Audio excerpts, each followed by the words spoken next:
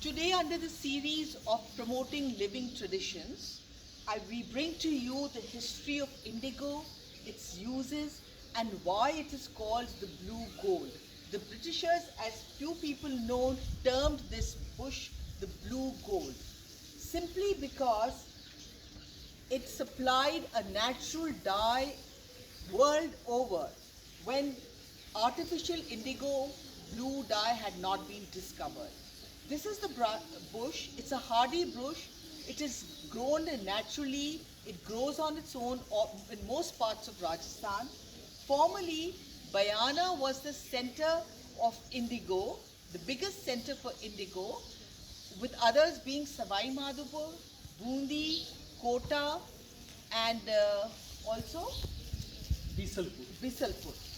Now, first let's talk about this bush. It's all its 5 parts: the root, the stem, the leaf, the fruit, and the flower give us indigo. And this is a natural, they give us natural dye.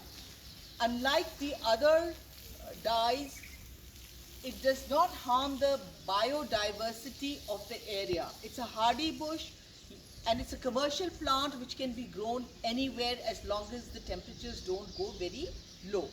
Today with me is Brij Udaiwal, whose 5 generations of his family have been in this trade. Initially, indigo was done by the Nilgars, but with the passage of time, the Nilgars moved away as it became more and more expensive to do indigo dyeing. However, we are very grateful to Udayji, who has kept this living tradition alive. For the last 6-7 years, he has fully devoted himself to keep this trade going. So Udayji, आप हमें बताएं कि इसकी क्या importance है dying में?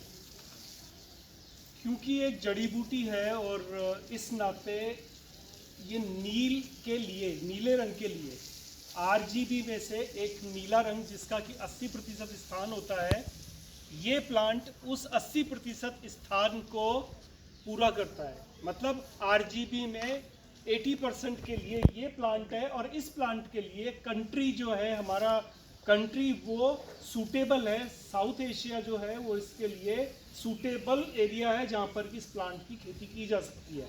Indigofera tinctoria botanical name है। नील जो है वो हिंदी नाम है इसका, और रीजनल नाम इसके बहुत सारे हैं, नीली वगैरह वगैरह वगैरह। तो ये सारे नाम जो है इस बात के लिए है कि ये इंडिजिनस प्लांट जो कि मोहनजोदड़ो हड़प्पा काल से ये प्रचलन में है, और ये प्रचलन जब से चला आ रहा है तब, जबकि यहाँ पर 5000 वर्ष पहले इस काल में इसकी खेती हुआ करती थी। उससे भी पहले का अगर इसका रिकॉर्ड देखना चाहेंगे तो वो पेरू में मिलता है ऑन रिकॉर्ड। हमारे यहाँ पर इसकी मोहनजोदड़ो सिंधु घाटी सभ्यता से लिंक होता है ये। लेकिन यहाँ पर आप देखिए कि ये प्लांट हर जगह उगाया जा सकता है, और ये प्लांट जो कि एक इंडिजिनस प्लांट होने के कारण इससे जो रंग निकलता है नीला रंग, वो नीला रंग सर्वोपरि रंग है, और पूरी दुनिया में यहीं से अंग्रेजों के द्वारा, पोर्तुगीज के द्वारा और दूसरे लोगों के द्वारा यहाँ से एक्सपोर्ट किया जाता था, जिसमें ईस्ट इंडिया कंपनी विशेष तौर पर इस क्षेत्र में काम करती थी। Now, it is very interesting. We are closer to our Independence Day. We must recall that the first civil disobedience movement, the first non-cooperation movement, was started by Gandhiji in Champaran, where there were planters of indigo, and the British had levied 48 different taxes on them. So indigo has historically played a very important role in our freedom struggle also. Now, as far as indigo goes, it is not drained. So, especially in our times, it is a very sustainable fashion medium. Am I right? Yep. It is the only dye which is not drained, unlike the mills and the other artificial dyeing colors where thousands and trillions of liters of water is washed away into in our rivers. The Yamuna is a living example of it. The indigo has several forms. One of them is where the yarn is dyed first into blue and then it is hand woven, handcrafted and produced into a product. Like आप अपना ये दिखाइए. This. The yarn was first dyed, then the weavers hand wove it into a stole. Now the other part is this. How is this kurta different from this chunni? ये धागे को पहले रंगा हुआ है और उसके बाद में वार्प और वेफ दोनों रंगे हुए हैं और फिर इसकी बुनाई की हुई है. हैंड स्पन है, हैंड वोवन है, कंप्लीटली सस्टेनेबल है, खद्दड़ कपड़ा है, सोखने की क्षमता है, हवा इसमें आती है तो ये पसीना आने पर भी आपको ठंडक देता है और ये बायोडिग्रेडेबल होने के कारण आपने जब 6 महीना साल भर पहना तो उसके बाद से अपने आप से गल जाएगा. तो ये बहुत सारी विशेषताएं हैं इसमें. So this is mindful fashion that now we have started talking about, and this is also sustainable natural fashion. The other indigo is the दाबू इंडिगो, जो आप बताएंगे इसकी क्या खासियत है. दाबू इंडिगो जिसमें कि हम दबाने से तात्पर्य है कि आप एक एरिया को छापे के द्वारा मिट्टी, चूना, बीधन और गोंद के मिश्रण से ये बनता है. इसको हाथ के छापे से छाप दिया जाता है. जिस जगह ये छापा गया एरिया है ये कवर हो जाता है रेजिस्ट होने के लिए, और जब डाई बाथ में उसको डाला जा रहा है तो डाई बाथ में जो एरिया बाहर है वो डाई होगा और जो एरिया कवर्ड है वो सफ़ेद रहेगा. तो ये दाबू प्रिंट है और died with the natural Indigo. I am also told that to get a certain deep blue of indigo, you have to dye it several times. आपको कई बार उसको इंडिगो में डुबाना पड़ता है. यहाँ पर ये देखिए कि आपको एक गहरा नील का प्रमाण दिखाई दे रहा है जो कि गहराई से है. गहराई से मतलब है कि अगर हमने जितनी बार उसको डिप डाई किया है, मतलब ऑक्सीडेशन डाइंग, अगर हम 15 बार करते हैं तो हमको मोर के गर्दन जैसा नीला रंग मिल सकता है. और जो सबसे फाइनली जो कोबाल्ट ब्लू जैसा रंग दिखाई देता है वो सबसे गहरा रंग होता है. मतलब मोर की गर्दन या नीलकंठ या ऐसा रंग जो कि अंतिम रंग है नील का, वो रंग ऐसा होता है. अब नीला रंग जो कि जरूरी है बहुत सारे रंगों के लिए, नीला इटसेल्फ. उसके बाद में अगर हरे के लिए नीला चाहिए, काले के लिए नीला चाहिए, बैंगनी के लिए नीला चाहिए. इसलिए मैंने आपको बताया कि जो नीला रंग है उसका आरजीबी में 80% का स्थान है. It is also very interesting to recall that earlier indigo has medicinal values also.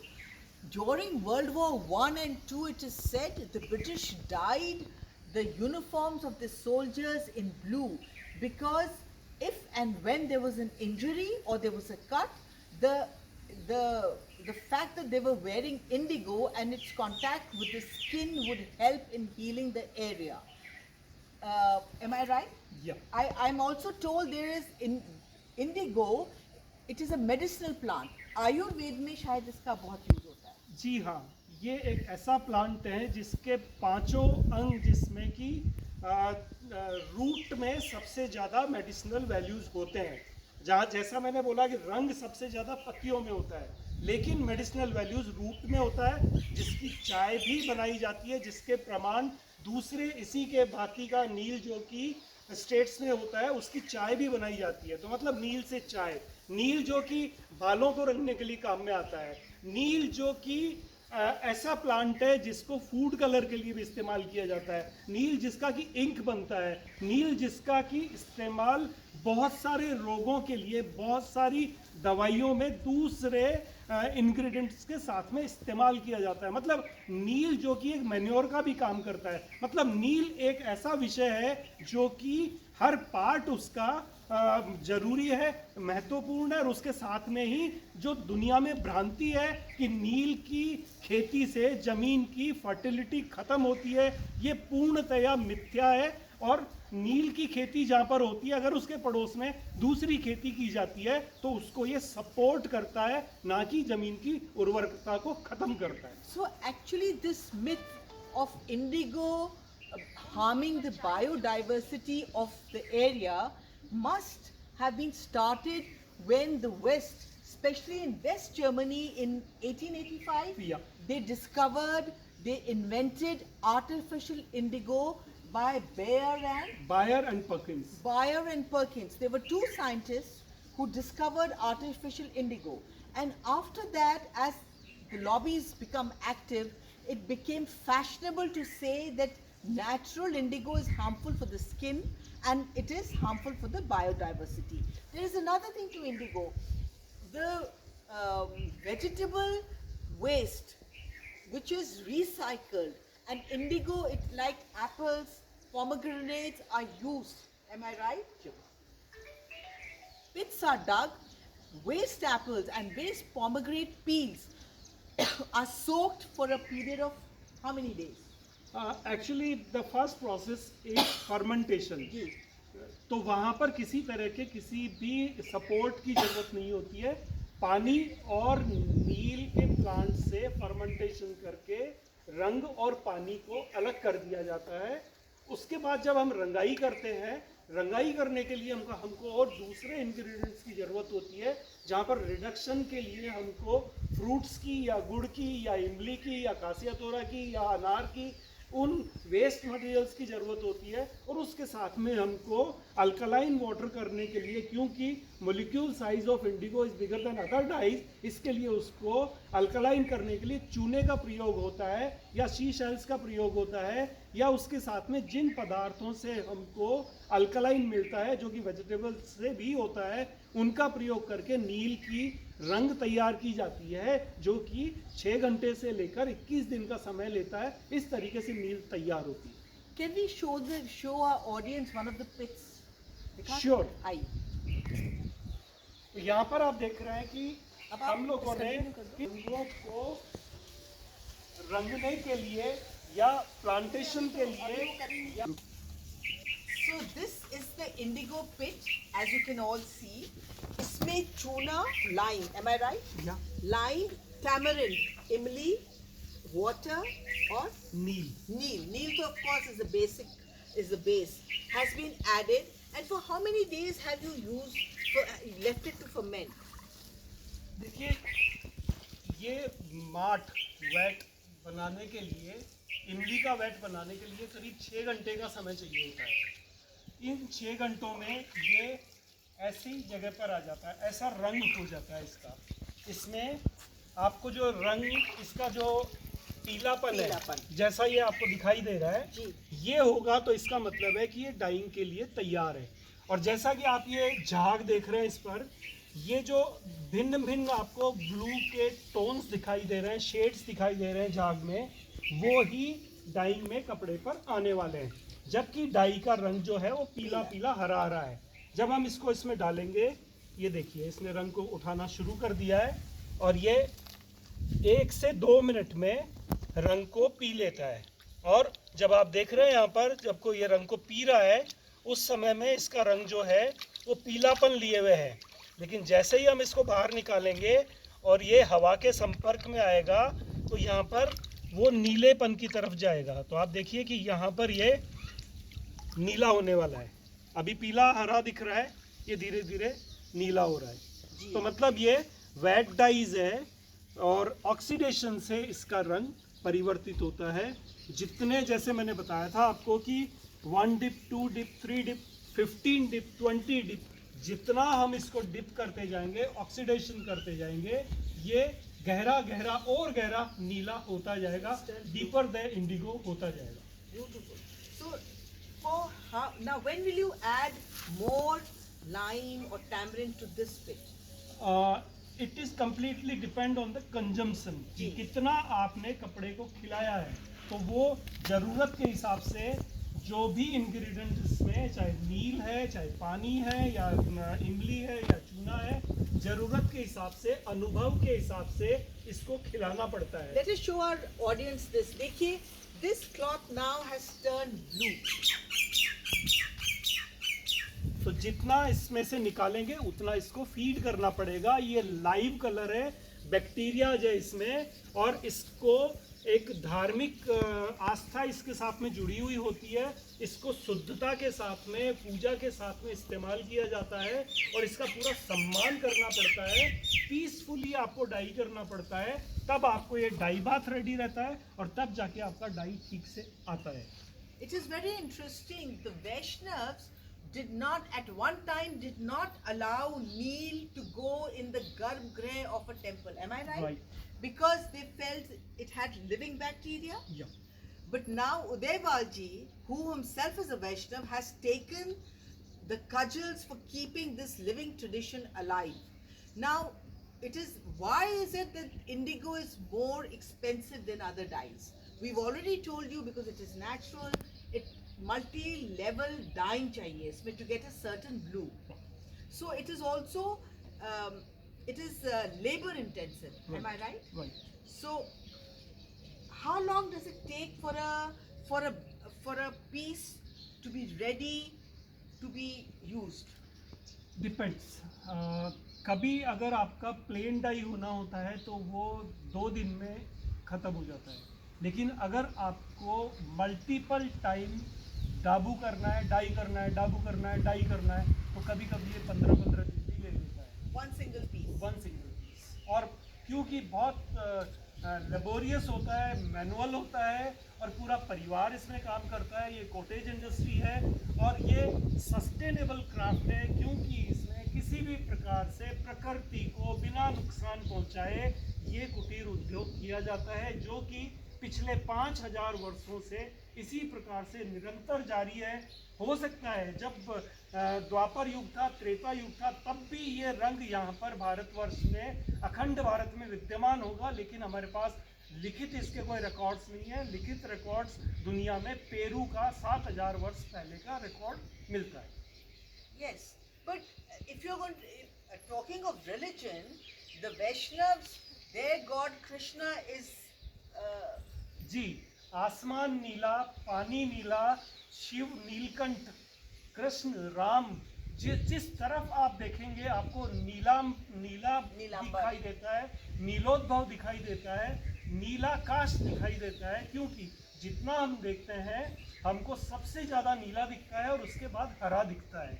लेकिन नील जो है वो ग्रीन प्रोडक्ट है, ग्रीन इंडिगो है, इसलिए ये पूरी दुनिया में प्रचलित रहा है ब्लू गोल्ड की तरह। लेकिन बाद में जब सिंथेटिक्स का इन्वेंशन हुआ, उसके बाद में इसको बदनाम कर दिया गया और इस पर बहुत सारे अत्याचार हुए, जिसमें नील दर्पण, नील विद्रोह और नील सत्याग्रह, चंपारण सत्याग्रह, गांधी जी का जो पहला मूवमेंट था, उसके आधार पे आप देखेंगे कि इसके साथ में पूरी दुनिया में सबसे ज़्यादा अच्छाइयाँ भी जुड़ी हुई है और बुराइयाँ भी जुड़ी हुई है। लेकिन जब हम प्रकृति की तरफ जाने की बात कर रहे हैं, और विशेष तौर पर महामारी के बाद में, कि हमको प्रकृति को और नुकसान से, दोहन से बचाने के लिए हमको सिंथेटिक्स को छोड़कर प्लांट्स की तरफ आना पड़ेगा, क्योंकि आज ये परम आवश्यकता है। जिस प्रकार से हमने पानी को बदला, जिस प्रकार से हम खाने को बदलने की तरफ बढ़ रहे हैं, उसी तरह से हमको क्लोथिंग्स को भी बदलना पड़ेगा और लिविंग को भी बदलना पड़ेगा। तो ये एक मिशन है जिसमें आप मैडम हमको सपोर्ट कर रही हैं कि हम आपकी आवाज़ को दुनिया तक पहुंचाने के लिए सहायक सिद्ध हो रही है। So Brij Vallabh ji, here's the thing. This is also a great iconic product for vocal, for local, because it is a locally grown plant, done by local people, done by local artisans, and it doesn't require, it is not a capital intensive industry. At the same time, it keeps the living traditions alive. We will now show you the other pits which have been made from other fruit products. Here are these tender bushes of indigo. They are hardy, they need very little care, and they don't need too much water. Am I right? जी। ये देखिए,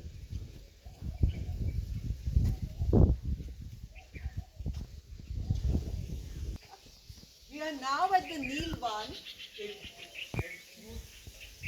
This whole area is dedicated to the indigo plant. Brij Vallabh ji, आप हमें बताएं, when do you pluck these seeds? How long? वैसे तो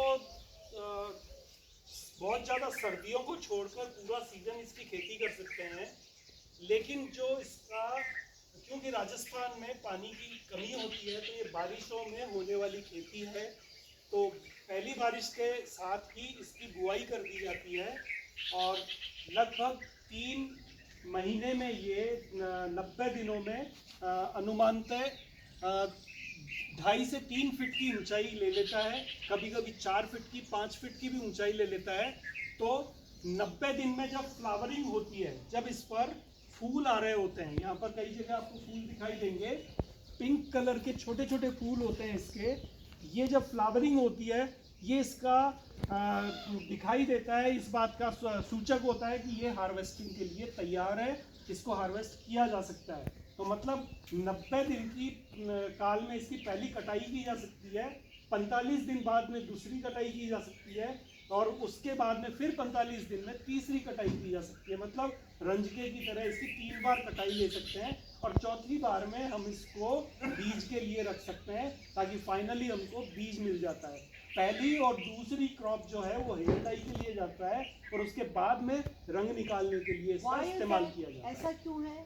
क्योंकि उसमें जो यील्ड की पावर होती है वो पहली और दूसरी क्रॉप में ज़्यादा होती है और उसके अलावा उसमें फर्स्ट क्रॉप जो है वो सदियों से इसी प्रयोग में आती रही है। इसी के साथ आप यहाँ देखेंगे जिस तरीके की हाइट यहाँ पर देख रहे हैं, करीब 7 फीट की हाइट, 7.5 फीट की हाइट तक जो है वो प्लांट जा रहे हैं। तो ये ऑर्गेनिक प्लांट्स होंगे तो ये 7.5 फीट तक, 8 फीट तक जा सकते हैं। आप देखिए कि आपका ऊपर जब हाथ करते हैं तब भी उससे भी ऊंचा जा रहा है, मतलब इट इज़ अराउंड 7.5 फीट्स। तो इस तरीके से अगर इसको सही तरीके से प्लांट किया जाता है अप्रैल के आसपास में, मई के आसपास में, तो ये समय तक इस जगह तक जा सकता है। ये प्लांट 3 बार इसकी कटाई होती है और ये इस प्लांट के साथ में दूसरी खेती भी की जा सकती है जिसको ये सपोर्ट करती है। So multi-level farming, you are saying it can be done. Ji, Can be done. Ji. Can we move towards the pits? Please come.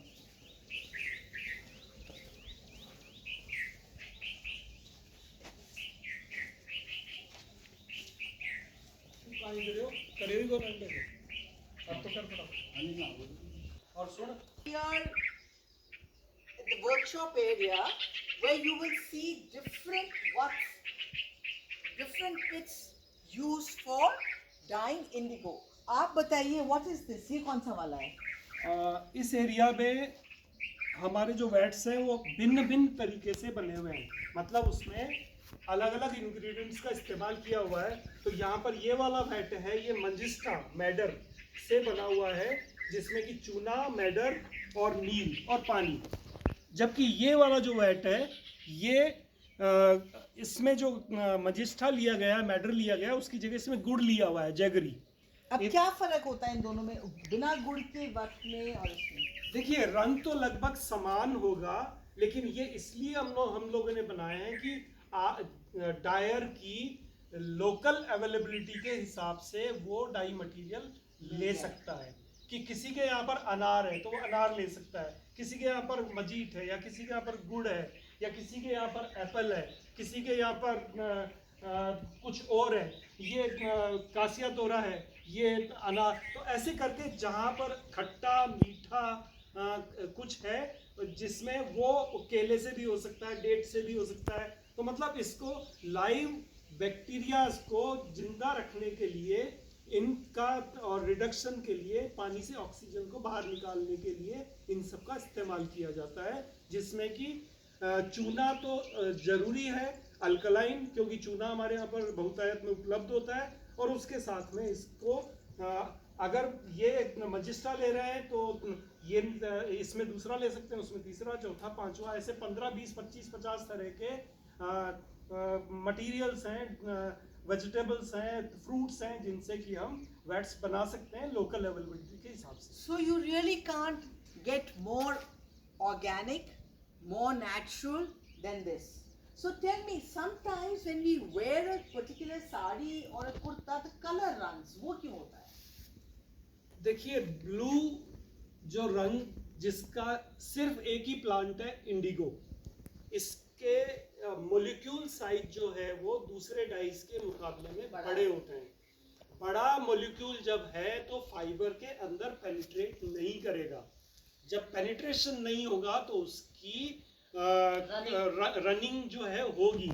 लेकिन आपने देखा होगा कि सिर्फ नीला रंग एक ऐसा रंग है जिसकी वॉशेस करके पहना जाता है।